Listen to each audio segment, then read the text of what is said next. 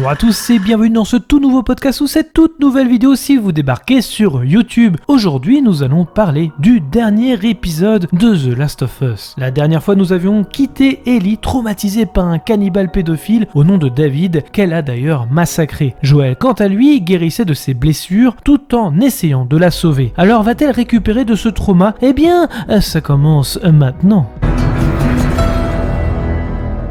Alors ce dernier épisode a le luxe de finaliser la saison tout en se permettant de faire un retour en arrière en étant l'épisode le plus court de la série. Eh bien c'est une réussite, alors les infectés restent toujours aux abonnés absents, mais en tout cas la conclusion et l'émotion sont bien présentes. Ici l'épisode parle de la vie, de l'amour et de la mort, presque dans tous ses aspects. La naissance d'Ellie via l'amour d'une mère qui demandera à mourir suite à l'infection donnera à cette intro tous les sujets de l'épisode, mais aussi de la série dans sa globalité. Premier symbole, celle de Ashley Johnson qui joue Ellie dans le jeu, qui joue effectivement la mère d'Ellie, symbole fort puisqu'elle donne naissance à un personnage qui l'a fait connaître au grand public. Bella Ramsey pensait que l'épisode ferait débat et beaucoup s'indignent de savoir comment Ellie est immunisée, sauf qu'en fait on s'en fout un petit peu. Car déjà dans le jeu on avait autant de flou que dans la série, propose en donnant quelques éléments de réponse avec une lettre de sa maman que l'on retrouve dans le jeu. Ici effectivement on nous le montre, mais ça ne change pas grand chose à l'histoire quelque part, ce mystère reste aussi un mystère pour les personnages. Alors, symbole, celle de la raison de vivre de Joel avec Ellie qui en sera la clé, celle qui redonnera goût à la vie. Alors, si Ellie meurt, la vie n'aura plus aucun sens et il s'agira d'un autre coup de choc et il ne peut en supporter d'autres cette fois-ci. D'ailleurs, cette histoire absente des jeux a failli être un DLC mais abandonné au grand désarroi de Neil Druckmann, le réalisateur du jeu et le showrunner de la série. Le couteau ou cran d'arrêt aura beaucoup de significations. D'abord utilisé par Anna pour protéger Ellie, celui-ci sera témoin de tout. Il sera donné à Ellie, qui sera après redonné à Joel pendant l'opération, qui lui redonnera par la suite. Il symbolise la protection, mais aussi l'objet témoin de toutes les personnes croisées et les choix décidés. L'épisode commence sur Anna, une femme enceinte qui court vers une maison. Le travail semble commencer. Vous noterez que la voix de la maman restera toujours troublant pour les joueurs qui reconnaîtront Ellie. J'ai noté quelque chose concernant la musique qui aura une grande importance dans l'épisode. La musique a des sonorités certes très stressantes et fait monter la sauce comme une course-poursuite de quelque chose d'inévitable, mais surtout qui fait penser à Terminator 2 avec le thème du T-1000.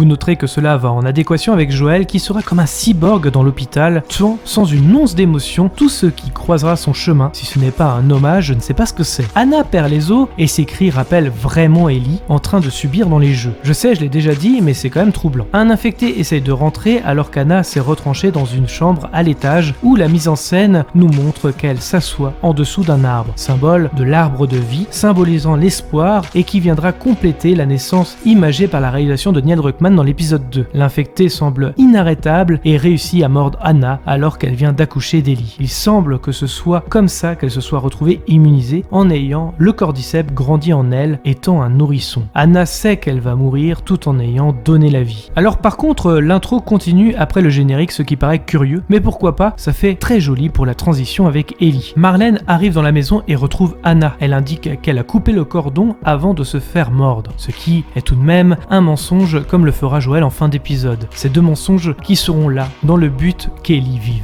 Marlène prend le bébé mais refuse de tuer Anna. C'est là qu'on repère que Marlène est une amie de longue date d'Anna. Information importante car Marlène fera comme une mère pour Ellie même si son choix sera différent de celui de Joel. Marlène tue Anna et Ellie se met à pleurer. Elle vient de naître et perd déjà des proches. Transition sur Ellie et semble ne pas être remise de l'attaque de David. L'enfance semble disparue. Même Joel essaye de l'amuser pour la retrouver mais elle semble ailleurs ne pas avoir la même joie de vivre qu'au début de la série. Joel évoque le fait d'apprendre de la guitare présent chez Joel en début de la série, mais aussi présent dans le deuxième jeu où Ellie joue de la guitare justement et qui aura une autre symbolique et sera aussi, comme le cran d'arrêt ou le couteau, une sorte de témoin. Joel et Ellie doivent prendre de la hauteur pour vérifier si la voie est libre. L'immeuble est désaffecté et demande à Ellie de l'aider pour l'échelle, ce qui rappelle également le jeu pour les phases inaccessibles avec Joel. Ellie repère quelque chose et semble retrouver son âme d'enfant enfants, et une scène que les joueurs adorent, la scène avec les girafes. Cette scène montre aussi que ce monde est aussi pourri soit-il comporte aussi de la magie et de la beauté. Alors Joël se permet cette réflexion qui paraît logique après tout, peut-être que retourner à Jacksonville serait peut-être mieux pour eux. Chaque regard de Joël montre qu'il a retrouvé ce qu'il a perdu. Mais Ellie remet les pendules à l'heure, et est aussi logique dans sa façon de faire, ils n'ont pas fait ça pour rien. Le fait d'évoquer cette discussion est primordial et fera douter Ellie à la fin sur les agissements de Joël. Et pour la première fois, Joël évoque Sarah avec Ellie en parlant des camps militaires et évoque d'ailleurs aussi sa tentative de suicide après avoir perdu Sarah. Elle est devenue sa raison de vivre, sélection de blagues pourries histoire de faire apaiser avant la tempête et l'excès de violence qui en résultera. Les Lucioles ont capturé Ellie et Joël. Joël se réveille à l'hôpital en présence de Marlène. Marlène explique que Kelly va bien et qu'elle s'inquiète pour lui plus qu'autre chose. Marlène n'en revient pas qu'il soit arrivé jusque-là, elle qui a failli y rester avec les infectés, même avec une armée qui l'aide, pour dire que s'il y avait autant d'infectés que dans le jeu, la mission serait presque impossible. Même si on les voit que très peu dans la série, ils semblent être une plus grande menace quand on les rencontre. Marlène indique qu'il la prépare pour l'opération. Le médecin pense que le cordyceps grandit en elle depuis sa naissance, comme si son corps indiquait qu'il était aussi un cordyceps et que c'est pour cela qu'elle est immunisée. Le but est de lui enlever pour créer un vaccin. Le remède serait possible pour toute l'humanité, mais Joël comprend vite aussi que le cordyceps se développe dans le cerveau, ce qui implique que sa raison de vivre va mourir. Marlène rassure Joël pour lui indiquer qu'elle ne souffrira pas. Marlène indique qu'elle comprend Joël concernant la promesse qu'elle a faite à Anna, la mère d'Ellie. Un débat est bien présent, celle qui pense aux autres, à l'humanité, et celui qui veut se sauver lui-même par égoïsme, mais surtout par amour paternel. Ce choix, Joël le fera sans hésiter, sa violence sera totale. Il descend les marches comme si l'enfer l'appelait. Il sait très bien que s'il continue de sombrer, il descendra et sombrera en bas. Ellie est tout en haut, vers la lumière, d'où le titre de l'épisode. Il tuera le moindre soldat jusqu'à atteindre Ellie, comme s'il voulait atteindre son salut. Le choix de Joël semble être redevenu l'homme qu'on décrivait au début de l'histoire, un homme peu recommandable, sans âme, n'ayant aucune pitié, comme mort à l'intérieur, sous cette musique toujours impeccable de Gustavo Santaolalla. All gone, no escape, pas d'échappatoire, c'est le cas de le dire. Arrivé près du chirurgien, ils viennent uniquement de l'endormir, Joël tue le chirurgien, un plan insiste d'ailleurs sur lui avec une balle dans la tête, comme pour sonner l'alarme déjà évidente, les conséquences. Il sauve Ellie et prend l'ascenseur afin de s'échapper. Il croise Marlène au parking, elle lui indique que la sauver c'est juste retarder l'inévitable, il ne pourra pas la protéger toute sa vie. Elle grandira et lui mourra. Dans ce monde, l'espérance de vie d'Ellie est très limitée de toute façon. Marlène indique à Joël qu'elle choisirait de se sacrifier si elle avait le choix. Le long silence de Joël en dit long. Évidemment, la position de Joël rappelle lorsqu'il porte sa fille, mais dans cette mise en scène, quelque chose diffère. Celle des couleurs en effet. Dans l'épisode 1, c'était des couleurs chaudes. Normalement, dans le langage de l'art, c'est synonyme de confort, d'intimité, de vitalité et de protection. À ce moment de l'histoire, Joël est encore plein de vie, même si sa fille est déjà blessée. Comme il porte Ellie dans cette scène, ici, c'est des couleurs froides qui traduisent un autre état d'esprit de Joël. Ce côté froid face aux autres presque comme un Terminator, comme je disais plus tôt, presque de glace et menaçant, souvent associé à la mort ou le mensonge. C'est aussi associé au calme également, et c'est vrai qu'on peut y voir quelque chose en Joël de calme malgré ses actes violents. Oui, rien n'est fait au hasard. Marlène est un peu la conscience de tous en évoquant cela de dire qu'il est temps de faire le bon choix. Ellie se réveille dans la voiture de Joël. Le mensonge sera grand et lourd, mais Joël choisit de le raconter à Ellie tout en faisant un montage alterné avec la mort de Marlène par Joël. Ellie semble dubitatif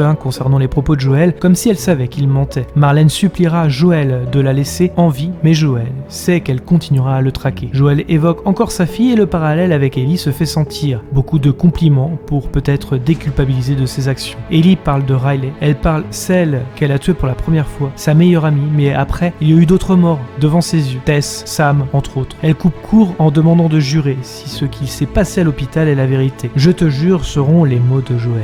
Ellie alors comprend peut-être ou non qu'il s'agit d'un doux mensonge. Ça, c'est toujours le sujet d'interprétation, je vous laisse juge. Les dialogues sont mot pour mot comme dans le jeu, et ça se finit de la même façon. C'était mon analyse et je voudrais vous remercier pour votre fidélité. C'est la première fois que je fais un mon avis sur chaque semaine pour une série. C'était un véritable plaisir de l'analyser avec vous. La prochaine fois que nous en parlerons, ce sera pour la partie 2 qui selon moi est bien meilleure malgré la justesse de cette première saison. Reste à savoir qui jouera Abby, un personnage très intéressant que j'ai aimé jouer et qui sera un personnage aussi important qu'Ellie. À noter qu'une des infirmières présentes dans l'épisode est celle qui l'incarnait dans le jeu, mais ça c'est une autre histoire et qui se passera 4 ans après les événements et les conséquences de cette première saison. Je vous retrouve la semaine prochaine pour cette fois-ci parler d'un film. Ciao. Merci à tous d'avoir regardé cette vidéo. Je précise qu'il s'agit d'un avis et non d'une pensée unique. Pensez à liker, commenter, mettre un pouce bleu et d'activer la cloche pour ne rien rater. Nous sommes dispo sur les réseaux sociaux Facebook, Twitter, Instagram. Les liens sont dans la description. Nous sommes également disponibles sur toutes les plateformes de podcast. Je vous invite donc à vous abonner quelle que soit la plateforme et de laisser un commentaire, nous y répondrons avec plaisir. Dans tous les cas, rendez-vous dans les salles obscures pour de nouvelles aventures. Bonne soirée à tous.